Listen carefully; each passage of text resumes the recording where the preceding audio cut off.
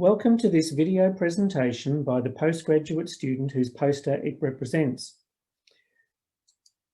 We will miss the bustling crowds around the posters at the All Energy Conference this year, but we hope you enjoyed this online version that we have created. Before the presentation starts, I would like to acknowledge the support of our generous sponsors.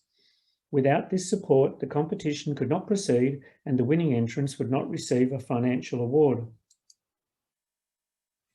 Our platinum sponsor is the Victorian Government through the Department of Environment, Land, Water and Planning.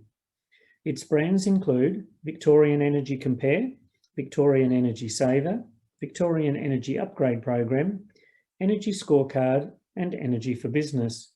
Their contact details are on the slide. Monash University's Monash Energy Institute is one of our silver sponsors. With over 170 staff involved, the Institute has a vision to bring people together to solve global energy problems. The Monash student posters in this competition represent some of that work.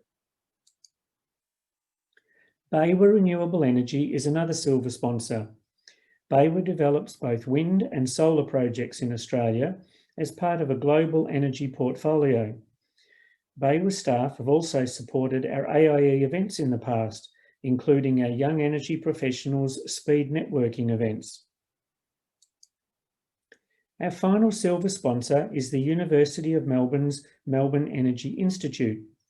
Many of you will have attended their regular forums that keep the energy community and public up to date on technical and policy energy matters, and the University of Melbourne posters in this competition reflect some of that work. Seed Advisory is our bronze sponsor, and this small but well-recognised energy consultancy covers both the technical and regulatory fields.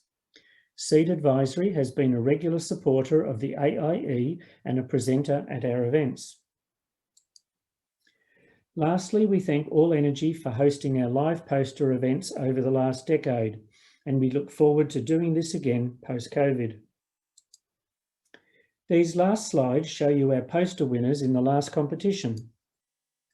And I now hand you over to the poster presentation. Thank you. Hello everyone, I'm glad to be here to introduce our project, a motif-based classification algorithm for identifying solar panel installations. I am Wenhua Ling, comes from RMIT University. Here is our poster, and if you would like to access the full paper, you can scan the QR code at the right corner to find it. Here is a comparison of electric utility systems before and after smart grids.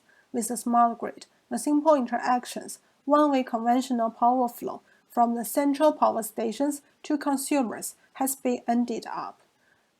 The advanced metering infrastructure, also known as AMI, is an integrated system of smart meters, communication networks, and data management systems that enables two-way communication between utilities and customers. Based on the electricity usage provides from the meter in smart grids, commanding real-time price tariffs and making decisions and remotely controlling devices become possible. The solar panel, as a common renewable resource in a smart grid, changes the traditional operating paradigm. Customers can self-power at home and reduce electricity bills. However, this also brings some pains for power companies. For a government, it needs to regulate the whole power systems. For a power station, they have to know the power demand in the system to secure the capacity of the grid. Moreover, as an electricity company, in the nowadays competitive energy markets, it needs to analyze these data to be more economically efficient. Australia now has the highest penetration of residential rooftop solar panels of any country in the world. It is about 20% of Australian households has installed solar panels.